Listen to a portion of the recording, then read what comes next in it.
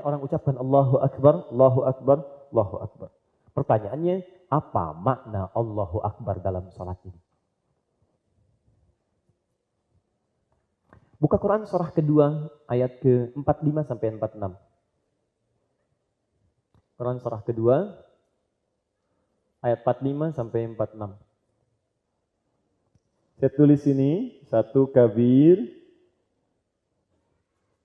yang kedua akbar. Dah?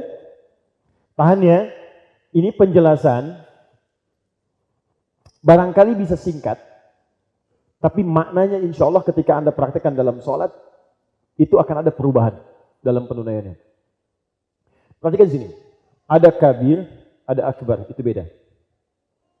Kabir itu artinya sesuatu yang besar.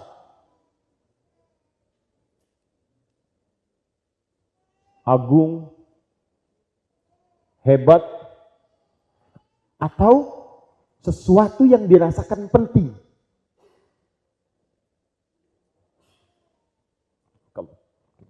Hadza masyru' kabir, ini proyek penting banget.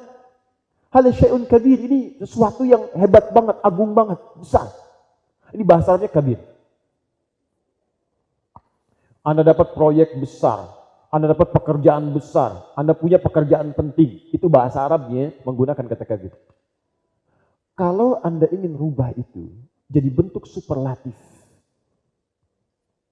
sighah mubalaghah, lebih daripada yang ini, maka rubah kata kabir ini, buang ya-nya, tambahkan hamzah di depannya. Secara singkat ganti kabir jadi akbar.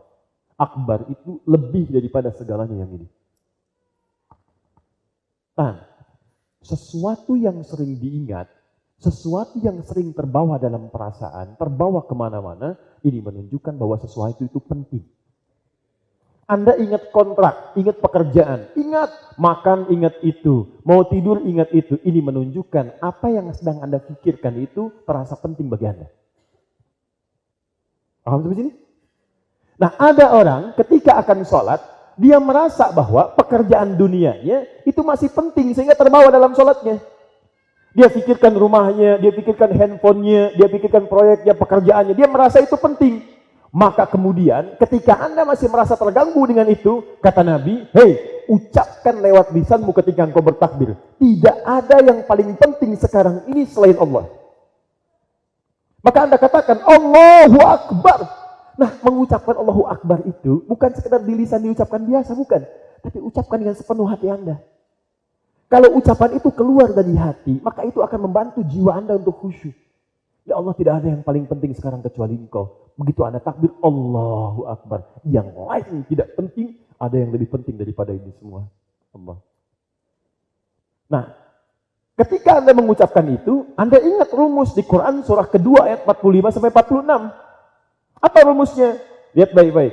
Wasta'inu bisabri wassalah. Awas, ini penting ya. Dan kalau Anda punya persoalan, minta solusinya kepada Allah. Terima dengan sabar, tunaikan salat. Saya sudah bahas ini tempo dulu. Wa innaha lakabiratun illa 'alal khashiin. Ini poinnya. Dan menunaikan salat itu tidak mudah, dia berat. Tidak mudah. Illa 'alal khashiin, kecuali bagi orang khusyuk. Bagaimana cara khusyuk itu? Kuncinya ada di ayat ke-46-nya. Perhatikan baik-baik. 1. Alladzina yadhunnuna annahum mulaqu rabbihim. 1. Orang khusyuk itu dia sudah mempersiapkan diri merasa untuk bertemu dengan Rabbnya pada saat itu. Dan dia merasa Allah itu begitu penting bagi dirinya. Nah, clue-nya, kunci utamanya bukan di situ. Kunci utamanya, perhatikan ayat selanjutnya. Teruskan ayatnya, teruskan sampai ke ujungnya. Maaf saya naik. Wa annahum ilaihi raji'un. Ini kunci utamanya. Jadi ketika Anda mengatakan Allahu Akbar, rasakan kata Al-Quran, wa annahum ilaihi raji'un. Nah, saya mau tanya sebentar. Kalau saya ucapkan kalimat ini, raji'un, raji'un, raji'un, apa yang terbayang di benak kita? Inna lillahi wa inna ilaihi. Apa yang terbayang? Kematian, wafat, dan seterusnya. Sekarang, kalau saya buat kalimat begini, Mas Dodi, ada yang namanya Dodi di sini? Enggak, kalau ada saya ganti. Oke, nggak apa-apa ya. Mas Dodi dipanggil Allah. Apa artinya? Oke. Dipanggil Allah. Bukankah kita dalam sehari 5 kali dipanggil Allah? Buat suara adzan.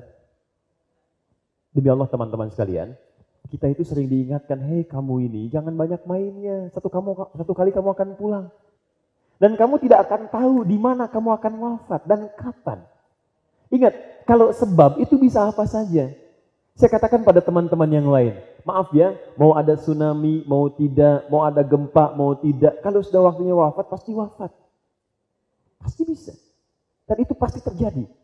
Cuma kita bisa memilih dalam keadaan apa kita wafat. Bagaimana pilihannya? Cuma 2. Apakah sedang bermaksiat atau sedang berbuat baik. Ini kata para ulama, kalau Anda ingin selalu berada dalam keadaan baik, bahkan sampai wafat, pastikan ketika akan bermaksiat, pikirkan mungkin saat itu saya akan wafat. Jadi kalau sudah begini, Anda nggak akan main-main. Termasuk teman-teman kalau terima misalnya, maaf sekali. Kalau terima tawaran, nih ada tawaran, main ya, sinetronnya begini. Tiba-tiba ada adegan maksiatnya. Anda jangan langsung terima dulu. Pikirkan dulu kalau sedang Anda lakukan itu, Anda diwafatkan oleh Allah. Kira-kira bagaimana Anda ngaji tiap bulan, tiap pekan. Anda sholat baca Quran, tapi wafat dalam keadaan sedang bermaksiat. Walaupun itu sifatnya hiburan atau mungkin pura-pura tidak nyata. Tapi kan maksiat tidak ada hubungan dengan pura-pura dan nyata. Sama saat sholat juga begitu. Kata Allah, kalau Anda pengen khusyuk dalam sholat, begitu Anda takbir, rasakan. Hei, yang penting itu sekarang Allah, bukan yang lain. Bahkan kata Allah, kamu ini masih mikirin mobil kamu, proyek kamu, rumah kamu, saya wafatkan kamu sekarang, gak akan dapat apa yang kamu pikirkan sekarang. Tidak ada yang penting selain saya, kata Allah. Kamu gak khusyuk sekarang, saya wafatkan kamu gak akan dapat semuanya. Makanya kalau Anda ingin khusyuk, begitu Anda angkat tangannya, Anda katakan, tidak ada yang penting selain Allah. Allah, bagaimana kalau saya wafat sekarang?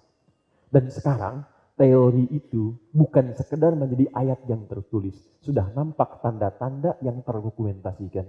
Betapa banyak Allah kirimkan tanda yang sekarang diakses via YouTube, disebar via media sosial. Demi Allah saya katakan ada orang meninggal dalam keadaan ruku, meninggal sedang persiapan sholat, meninggal dalam keadaan sujud. Pertanyaan saya, Anda, kita wafat dalam keadaan apa? Apa ini? Tidak ada masalah. Anda sedang pergi kemana isi dengan zikir, isi dengan ketaatan, di jalan Anda baca Quran, dengarkan murattal, di jalan Anda berbuat baik. Begitu wafat dalam keadaan mulia. Dan kita tidak tahu kapan kita meninggal. Nah, paling minimal, dalam sholat kalau ingin khusyuk, rasakan suasana itu. Maka Masya Allah, begitu Anda angkat tangan, takbir, Anda rasakan sepenuhnya. Kalau perasaan itu ada, terakhir, makanya Anda dikatakan sebelum sholat. Ingat kalimat ini.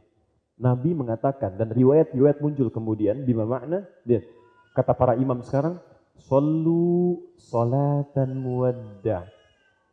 Salatlah kalian, seakan-akan kita akan berpisah dengan dunia untuk selamanya. Jadi begitu Anda angkat, fayaqulu Allahu Akbar, kuatkan pada diri kita. Hanya Allah yang penting, hanya Allah yang penting. Nah, metode ini sekarang diterapkan oleh orang-orang Jepang untuk memotivasi dalam dirinya, untuk menumbuhkan keyakinan. Sekarang orang Jepang, orang Korea pakai. Kalau mereka sedang kurang yakin, mereka akan katakan dengan itu. Kamu bisa, kamu mesti yakin, kamu bisa. Dan doktrin itu diberikan sejak dia TK sampai dengan dewasa.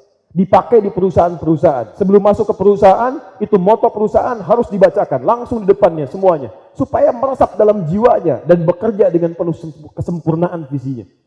Itu asalnya dari kita tuh dipakai dalam sholat. Paham ya? Sampai jadi mainan di depan. Ada benteng Takeshi tuh, begitu ingin menaklukkan itu, kamu bisa, dipakai. Jelas ya? Nah, ini bagian yang pertama. Pertanyaan saya, dari sekian sholat yang telah kita tunaikan, berapa dari bagian itu yang kita rasakan, sholat itu menjadi penting untuk Allah saja, bukan untuk yang lain. Jadi kalau ada bagian dari sholat yang sedang menggoda kita, rasakan, mungkin di titik ini saya akan wafat. Itu insya Allah akan muncul lagi kehusyuan. Jelas? Oke.